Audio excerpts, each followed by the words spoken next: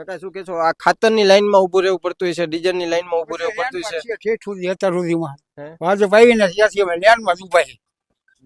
ઠેઠ સુધી ગમે તે વસ્તુમાં લેનમાં જ રહેવાનું. હાથ બાર કઢાવાય તો લેનમાં, ગમે એ વસ્તુમાં કાગળિયા કઢાવવામાં લેનમાં જ છીએ. કેમ ખેડૂતને જ લાઈનમાં ઊભું રહેવું પડે? હવે ખેડૂતનું કંઈક હલકું વિશે ત્યારે લેનમાં રહેવું પડતું છે ને.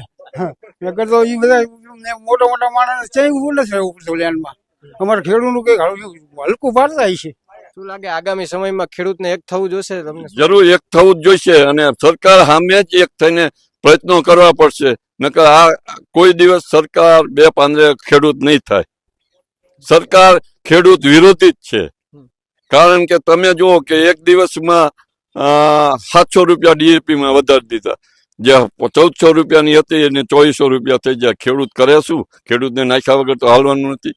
અત્યારે 1 વીઘો મગફળી વાવો ત્યાં 3200 મણ બિયાર છે, 2 વીઘા નાખે. તમે વિચાર કરો ક્યાં કેટલું ખર્ચ થાય. એના ઉપર આ પાવર ગ્રીડ વાળા એમના વાહનો ફેરવે છે, મગફળી ઉગવા નથી દેતા અને વળતર બાબત કઈ બોલતા નથી.